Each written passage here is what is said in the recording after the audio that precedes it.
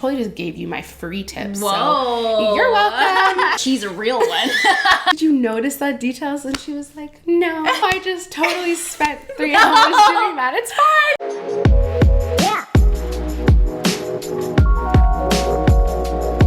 Hey guys, it's Ricci, and today we're going to be doing the most anticipated wedding planning video. And this is my lovely friend TSION. Hello. Who also happened to help me plan my wedding. But before we get into the details, I just want to thank James Allen for our wedding bands. I have the Eternity Diamond wedding band, and Kyle has the 7-set channel ring. And if you didn't know, James Allen offers a ton of customization options. You can choose your diamonds, the setting and everything, which is so perfect and super easy for those who are looking to buy a wedding band. If you want to check it out, jamesallen.com, and I'll be linking it down below. Anyways, without further ado, TSION, tell them a little bit more about yourself. Hello, my name is TSION. I am the owner, alongside my business partner, Brianna, of an event planning and design company in Vancouver called Gather Events & Co. Super passionate about wedding planning, corporate planning, but my niche, I guess you would say, is design. I love seeing things come to life. I love designing things. I love empty spaces, empty canvas experiences, and creating beauty from what feels like nothing. And so yeah, we go way back, you guys. That's true. So we actually went to the same high school. We did indeed. Like friends in high school. Yep. And then I think when we graduated, I discovered that you went to a Christian college. And I was like, wait, like how did I not know this about TSION? Right. Anyways, that was kind of like our common ground where we were like, wait, we share the same faith. So we got really close. And fun fact, she actually was also my bridesmaid. I was. So it was an interesting like role for you because you were a bridesmaid / wedding planner. So anyways, I asked you guys on Instagram to ask me all things wedding planning. So yeah, if you're planning a wedding, I think this will be super beneficial where you can learn from both of us. Question number 1. What is the number one thing you recommend all couples should have at their wedding? Okay, the number one thing is definitely to get a coordinator. I don't think I would have been able to plan my wedding successfully on my own. I think as a bride, you don't want to take on all of like the tasks and all of the things. I would have like a really big vision, but I don't think I would be able to execute any of it if I didn't have a coordinator like you. So like, definitely a wedding planner is key and essential for you to voice out your vision and make it actually be executed the way that you desire. Yeah, exactly. Sure. Question number 2, this is more for TSION. How much time should you give yourself to plan for a wedding? I'm always like, the more the merrier. There's so much that changes in the wedding industry, and so sometimes vendors don't actually allow you to book too far in advance, but you want to give yourself like a good 12 months. 12 months to 6 months.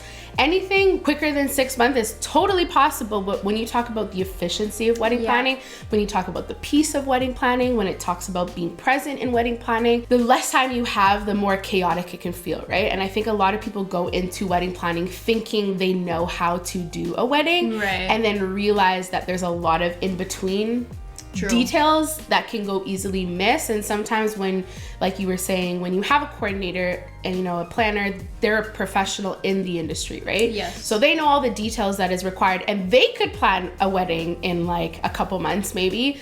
But when you talk about doing your wedding possibly by yourself, give yourself more than enough time. Yeah. So don't rush yourself, because there's also a lot of really beautiful things that comes out of wedding planning. And you get to, you know, some people like to do a lot of DIY, and so you get to do stuff with your bridesmaids or your family and your friends, or maybe you're a super creative and you're trying to figure out like, what is my theme? And sometimes when you don't have those things solidified, it can feel just a little more chaotic. So I'm always like, the more the merrier, but also figure out what it looks like in your specific city and area to hire vendors for what you desire and what will accomplish the vision. Just for perspective, I had 10 months to plan. I think it was sufficient enough for totally. what I wanted. I feel like every bride has different wants and like desires or priorities. Yeah, you really knew the details you wanted to accomplish and the vision that you wanted. And so even though it was intricate, it was also very attainable. Right. So we just had to figure out how do you bring it to life, right? Yeah. But it was very intentional. Planning with you was very intentional. Question number 3, how did you pick your wedding venue? Basically, I was on the internet, literally went through every option. I narrowed down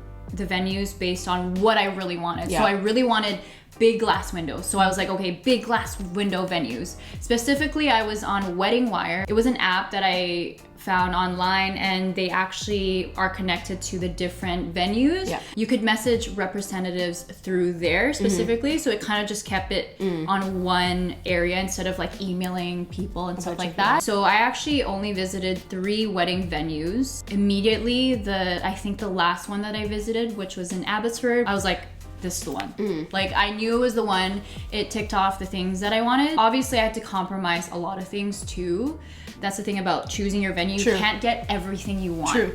Like, budget was a big thing. I couldn't be like, oh, I hate these carpets. It had a really nice window that I could envision my vision would really come alive. Yeah. Totally. If you could plan the perfect wedding situation that is both seamless for you as a coordinator and for your couple, what would that look like? That's a good question. I think the biggest thing is knowing the vision. You go on Pinterest, there's ideas upon ideas, and when you feel like you've got a theme, now something's pulling your attention, and now you feel like you're going back and forth. But it's like, if you know your vision, you know what you're trying to accomplish, what feeling you want to feel, but also what you want your guests to feel and experience. That's a big thing. What is it that like makes your wedding personal? When someone walks into your wedding day, they can be like, oh yeah, Cassie planned that wedding, or Ricci planned that wedding, or I can feel Kyle or Paul. Like, what is it that makes your day you? I think as a planner as well, when we know that, we can help support you better, right?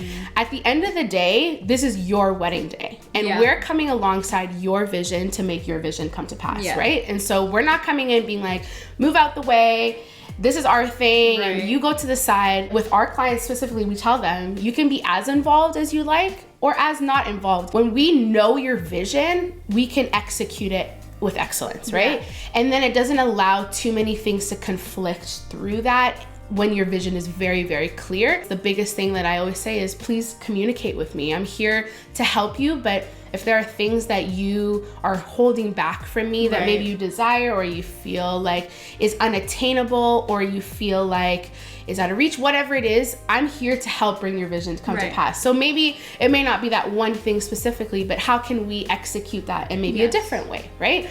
And so clear communication allows us to also build relationship and also builds trust. So then when you go into your wedding day, you can really be hands off, you can really be present with your family and friends. Again, that trust that is built, that all that we did plan will be well executed. What is the pros and cons for venues requiring preferred vendors?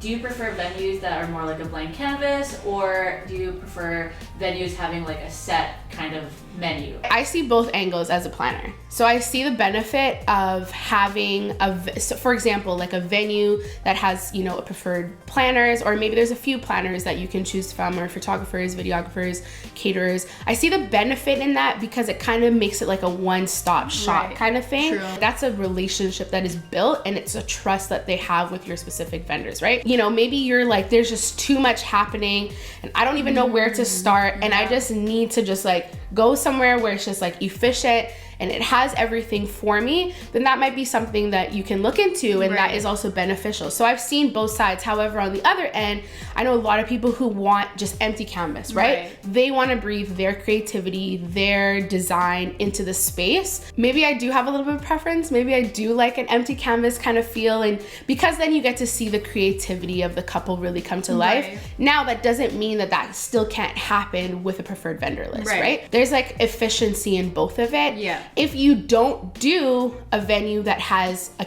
in-house catering, a bar, tables and chairs and all those things, you need to be prepared to do a lot more work. So you do need to be aware that there's going to be more hands on deck. You're going to have to hire more people.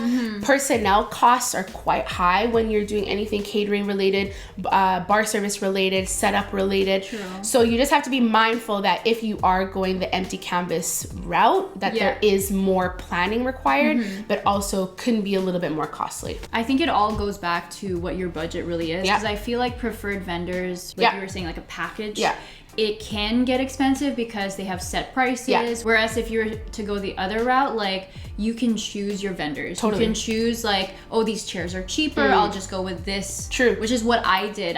We were able to kind of find different vendors. You had relationship with other people and companies that could give you a good price. So I think if you're trying to be on a budget and stick to that, finding and researching vendors is the way to go, at least for me. Yes. For Ricci, are you happy that you did your own makeup? I am very happy. Do a trial because it's really important. You may find that a makeup artist does really well on other people's, you know, like makeup and stuff like that, but because I'm Asian, I feel like there's like specific things like my eyes that I was worried about, like skin tone, like that's, I think that's super important that you mentioned that. I knew my own features, I knew how to do my makeup, so I was happy that I did it myself. However, I wish I did it earlier, so I actually started doing my makeup at around like 12, which is a no-no. Usually brides start at 6 a.m. you guys. Well, I also wasn't feeling well the day before. I had internalized stress, so I kind of had to rest up a little bit more. But I wish I did start earlier. Because I started at 12, my wedding was at 2. So it was super chill, but I didn't get the pictures that I wanted beforehand. Like it was a bit, you know, chaotic in the bridal room. So that's just my advice. What are some no-nos or rules that couples should follow on their wedding day? I feel like Siona's looking at me because I was doing a lot of no-nos. I was like fixing my own hair. Yeah. Oh my Actually, gosh. I could talk about that. Yeah. That is important. If you hire a planner, can you like zoom into my face at this point? If you hire a planner, trust the team. No, but really, like, there's nothing that like stresses me out more when I see like family coming in or friends coming in. If I see the bride, I'm like, what is going on? But what that does for you is it doesn't allow you to really be present, right? There's a point where it's just like, now if things are like chaotic and things are not done how they are supposed to be done, that's a whole nother conversation, right? And I've never had that happen to me as a planner, but just like really I've had family try and come in and, oh, I don't want to sit beside that person, or why did they put this here and I want to move that there. It's just like, no. No. And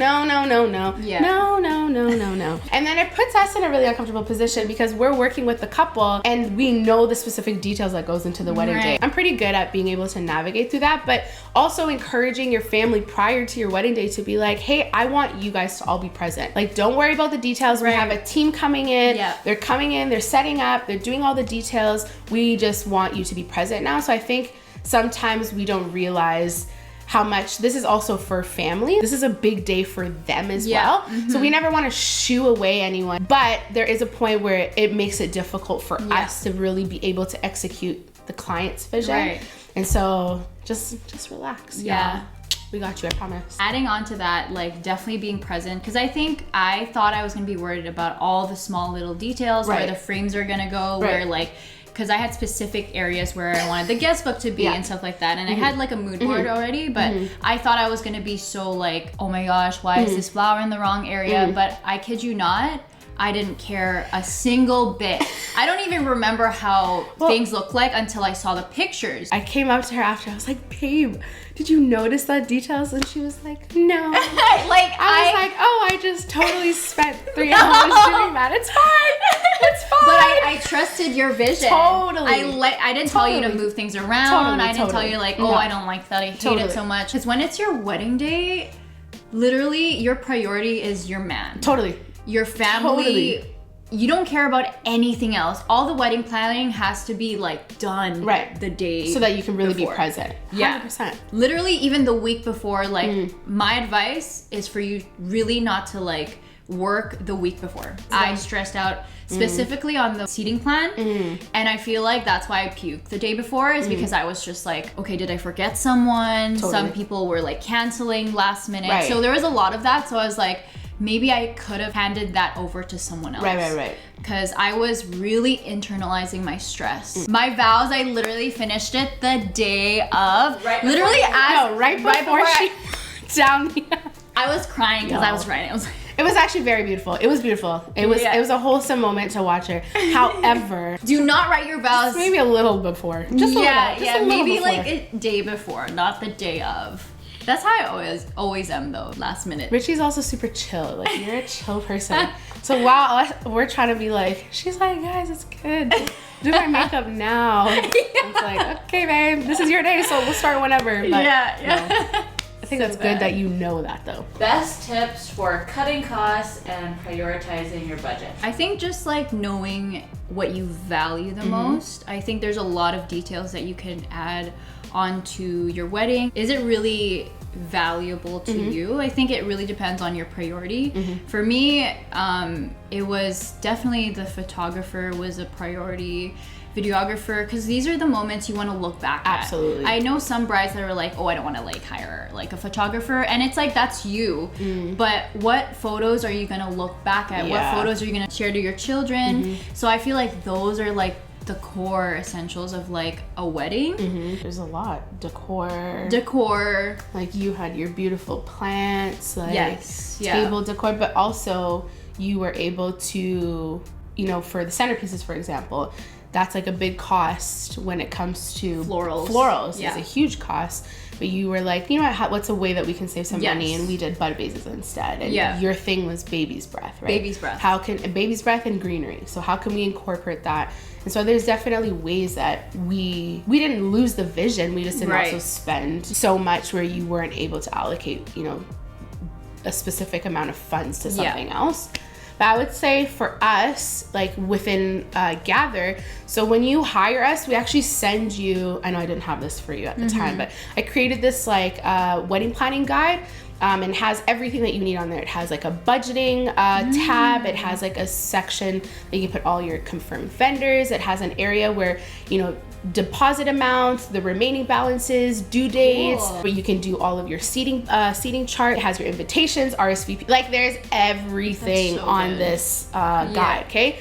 And something that we do in one of the first pages is a vendors page. So this is where you're just gonna be reaching out to all the vendors that you're looking for: photographer, videographer, makeup artist, decor, florals, anything that would require for wedding planning will be on that page. And then there's a section that has primary or secondary. As we begin planning, we go over all of those lists. So I actually state all of like those main vendors, and then any additional vendors you can obviously add to that list. But just so you know, what are some of the standard vendors that you would have for your wedding, and then we go over them. So I'll ask you, like, how important is a DJ to you? You know, are you the kind of people that love, you know, a good mix and can go from like R&B to pop to soul to country, like whatever the vibe is? Like, are you somebody who likes just maybe a playlist, and maybe you're like, yeah, dancing's a vibe, but it's not as valuable to have that? Then you can choose, okay, that's a primary, that's a secondary,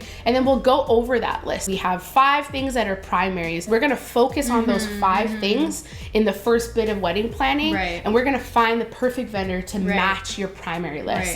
Then we look at your budgeting. Okay, where are we at within budget? Okay, we budgeted, you know, $5,000 for a full service photographer, for example. Maybe your budget was $7,000 and you only spent $5,000. Now you have $2,000 left over. Okay, now let's look at our secondary list. What are maybe some things that you're like, okay, yeah, I didn't necessarily, chairs, that's a perfect example. The venue may have chairs, and they maybe just be standard chairs that you don't necessarily like. But maybe there is a specific kind of chair that you want to rent, but would require for you to invest into that. We would now look at your list and then allocate funds where your budget allows you to be able to work on that list. And so I think it's important to know what your primary is, what are things that are like non-negotiable to you, and then still have your secondary list on standby, but maybe it's things that if you don't have that for your wedding day, you won't be like crushed. And then it eases the pressure of having everything for your wedding day. So you need to identify, what is your primary, what is your secondary. I totally just gave you my free tips. So you're welcome. And I feel like like you also need to like be willing to compromise certain things. Yeah, for sure. I had a lot of things on my mood board, things that I envisioned that I wasn't able to do because of the budget. And I was willing to sacrifice that. Like for instance, like I really wanted like our pipe and drape to have greenery. Right. But greenery here, like especially I wanted viscous. Viscous? Like ruscus. Ruscus. Italian ruscus. That, like I love that whole vibe. I wanted to kind of like drape down. Our curtains were super high, so to be able to attain what I really wanted, it would be quite the investment. It would have been like thousands of dollars. For sure. So yeah, flowers and plants and all that stuff.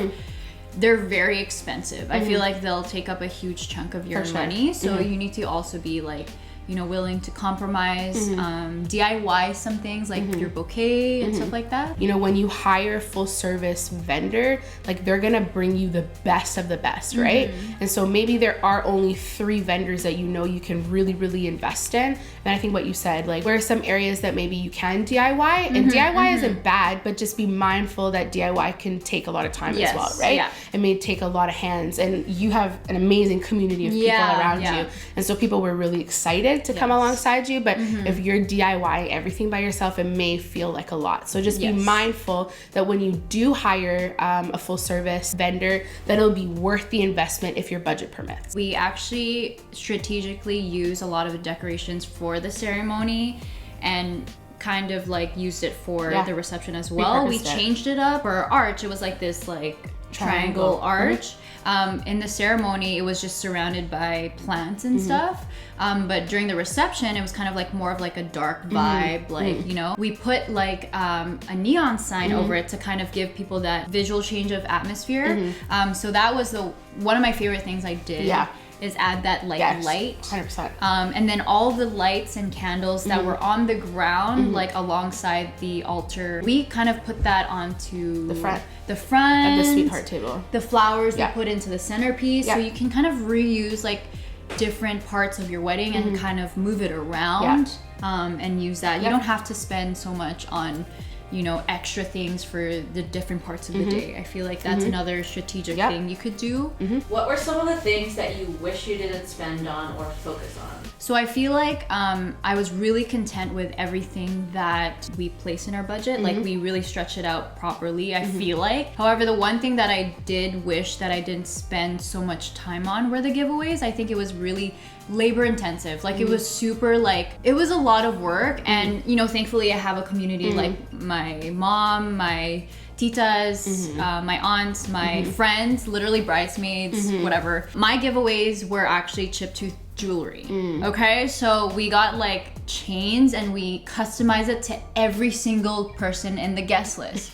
So I had letters of their names or just their initial. So it was like, if it was Cassie, it was like this thin bracelet with a C. So you can just imagine like the titas kind of like slaving away, and they enjoyed it. They're like, oh, this is such an awesome idea, which I thought it was so personal, but like it did take up a lot of time. Maybe I would have bought other giveaways. Even the next week at church, because we weren't able to give them all their giveaways, they were like handing it out. Cause like it was so like intricate and stuff like that. I don't think they were able to finish it. They were handing it out at church the next week. I was like, oh, okay. I didn't know it wasn't placed on like, it's a week-long gift. You know? So yeah, that's the only thing I would change. Ricci, what were some of the things you considered when hiring your media team, like photographer, videographer? Basically, for my photographer, I was really looking at specifically the style of photo, because I want my photos to be super airy, super bright, because I knew we would be working with windows, right? And sometimes it's hard to shoot against the window. I really found the perfect photographer who really captured light so good. Her photos are so airy and so like bright in a good way. Her name is Jen Zalvello. She top notch in the industry. She's amazing. She did film photos as well. But yeah, I absolutely love all the photos that she took. Like it just felt super like airy, like dreamy, especially because our colors were beige. For our videographer, I knew him personally. He actually went to school with Kyle. I knew specifically his style of like just storytelling was really good. The way that he would like film his videos, I just was like, okay, I trust you. Like I know that you'll execute the vision well, and he did. So last question for Ricci. So approximately how much did you spend on your wedding? So our budget for the wedding was 10K. And literally, I told Ariana, which is our manager who also helps with the whole wedding planning process, I was like, 10K is my budget. And they're just like, girl, in Vancouver, or maybe anywhere, like that's impossible. And I really pushed, I was like, no, 10K is my budget. And then I slowly got over, like, you know, I was like, okay, kind of need this.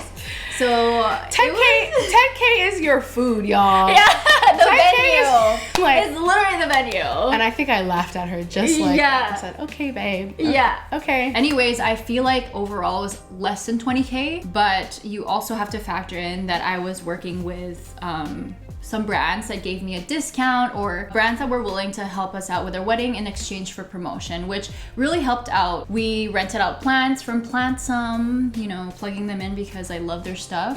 They were so generous enough to bring like a whole forest, you guys, and that was my dream.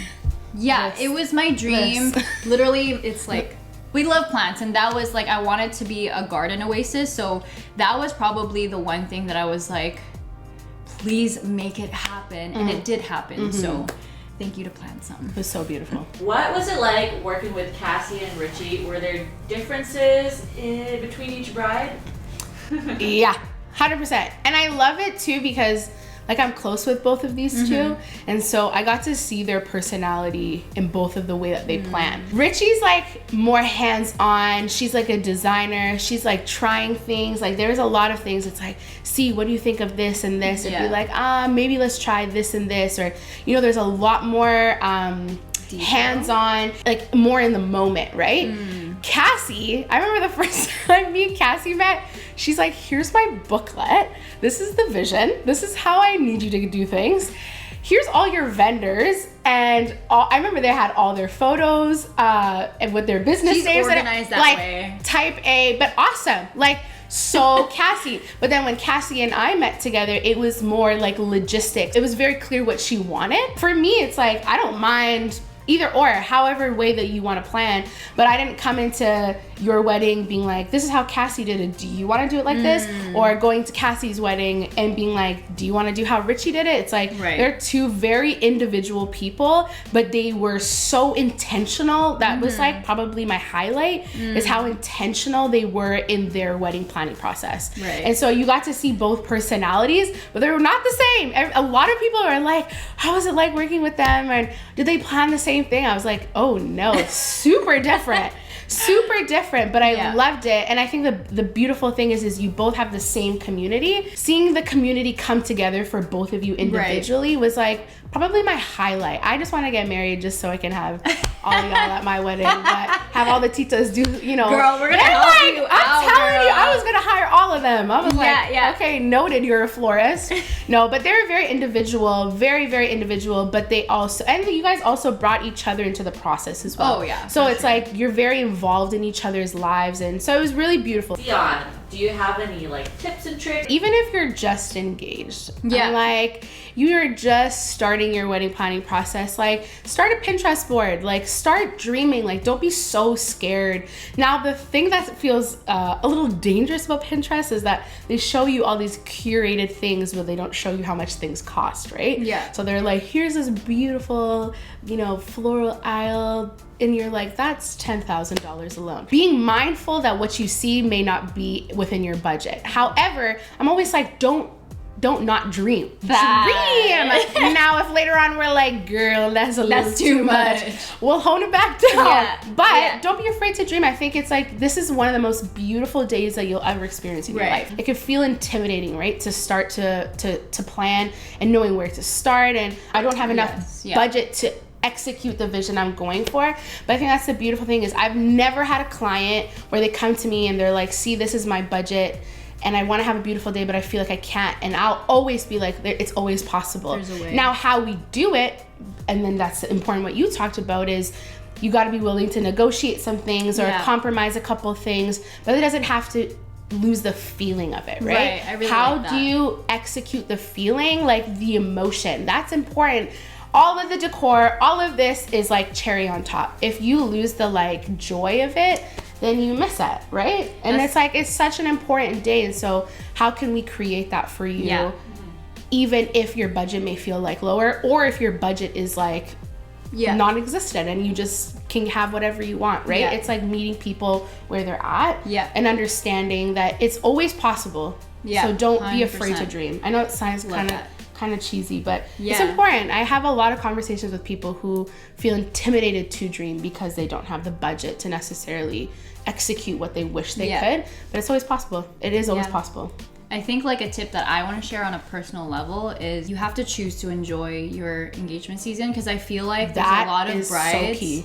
A lot of brides come into it like thinking, oh, I need to plan hands-on, I have to do this and that, and you lose the enjoyment of the season that you're in, because I feel like the engagement season isn't meant to be all about stress, all about like, you know, doing things. I feel like you lose the essence of like what marriage really is if you focus on all the nitty gritty stuff. And that's fair, because you want it to be your day, which is why you need a wedding planner, because they help alleviate that stress from you. And I feel like stress is not bad. I feel like there's moments in your life where you do have to stress about certain things to kind of push you, right? It's like proactive. But like when it comes to like your mental health and you come to a place of like, I don't want to do this anymore, or like I think I don't want to get married anymore, like you lose that like what are you really doing this for? That's you know what I mean? Like, so enjoy every moment. Don't like, glorify the stress. Don't glorify the stress. Don't make it be the umbrella by which you live your engagement season, because it's really, I've seen some brides that are like,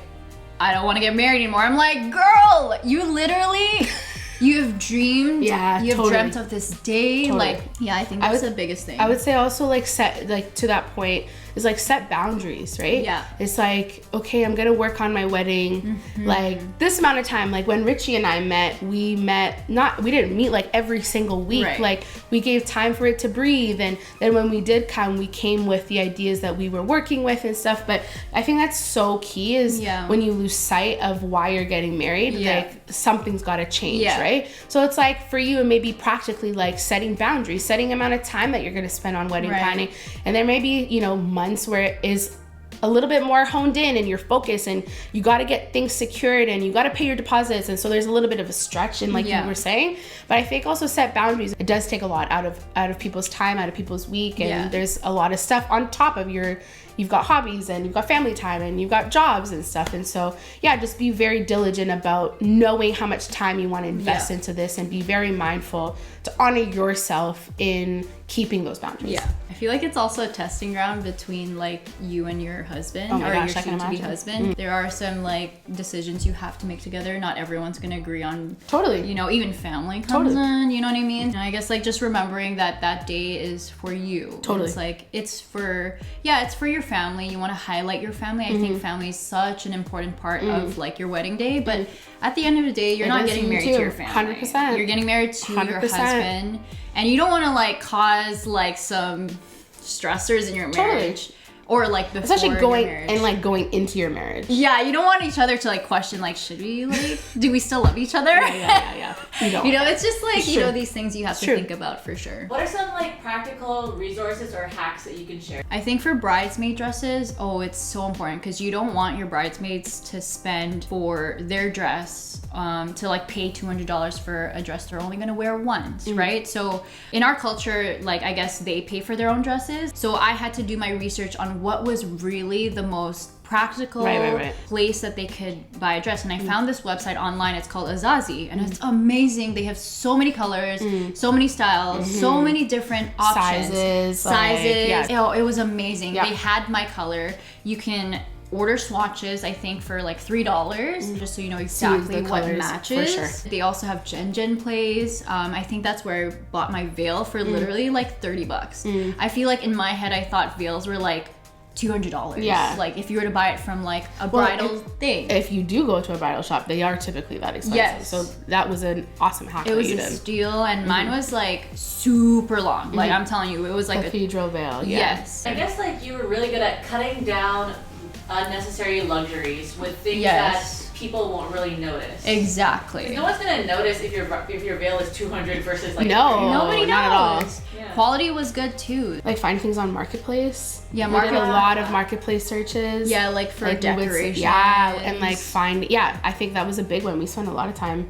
And I got Cassie's dad to, because he does like woodworking. Mm-hmm. He's really good with like, you know, building stuff. So he literally just made our Arch. Mm-hmm. Yeah. And you could also go on Facebook Marketplace to rent it for super cheap, I believe. Like Cassie rented her arch from Facebook Marketplace. Yeah. You don't have to get things new. Yeah. I think for me, a big one, like I do a lot of graphic design stuff and a lot of stationery designs, you know, welcome signs and menu cards, name cards and stuff like that.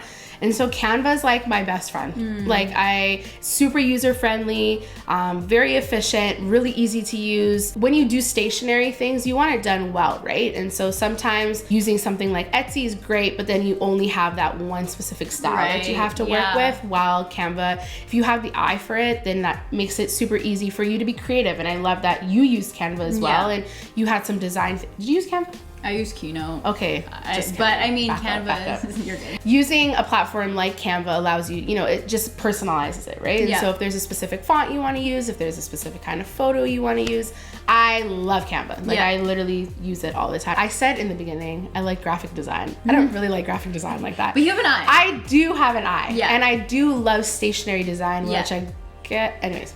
But it's fun and it makes it attainable to be able to accomplish the vision that people go for. And so it's nice to be able to offer that service as well as our event planning service. Y'all know this, but Amazon is the best place to buy like Totally. giveaways or like ribbons, because I feel like anything attached to wedding, like say you go to a wedding shop to buy wedding things, it'll naturally be more expensive. That's true. But like, why would you buy like a wedding ribbon? Like just go to like, look for something that you like and is similar and just buy it. I feel like anything attached to wedding will be expensive. So don't type wedding, or just, you know, like look for, you know what I mean? Like, I'm just trying to know what wedding ribbon is. What's no, because like, you know how there's like certain shops or certain sections of like Walmart, let's say. They'll have like a wedding section. And it's just like $2 more expensive. Wherein you can go to Amazon and search for something super generic but looks exactly like what you want. So you have to be creative in that way where it's like, I can buy something from Amazon and I don't really have to go to a wedding shop. The thing that I like about today's day and age, I feel like everyone is gravitating towards smaller wedding cakes.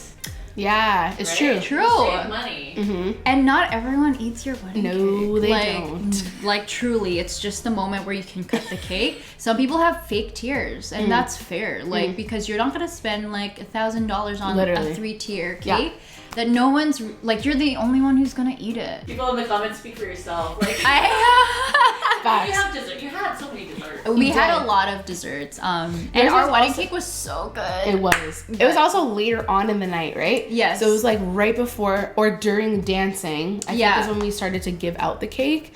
And by the time people are just like dancing, people are talking. So maybe it wasn't like people didn't know about it as much. But if you happened to go over there, you would notice that the cake was people there. were feeding each other. You know what I mean? It was Feeding super each casual. other. So, yeah, for real. True. Like, you'll try this. Yeah, like he did that exactly. I was like, yeah, maybe you shouldn't share like forks. Like This is COVID. it was during COVID with everyone. too, like the tail end of COVID. Yeah, it was so funny. All right, that is it for our very extensive wedding planning question and answer video. I hope you guys got some value from what we were talking about, from my personal experience and from someone who has been dealing with so many different brides. I was having a lot of fun. That was fun. Like I was just telling her, like revisiting like how I felt during that season and how it was for us, like our relationship and all that stuff. So I hope you guys enjoyed this video, and yeah, thank you, Sion, for sharing your thoughts and your knowledge with wedding planning. But anyways, thank you so much once again to James Allen. If you guys are looking for the perfect wedding band, jamesallen.com, you guys. I cannot stress this enough. jamesallen.com. I'll link it down below. And yeah, thank you guys so much for watching this video, and comment down below what you learned from this video, and if you have any tips and tricks to share, definitely leave a comment down below. But yeah, I'll see you guys next time. Bye.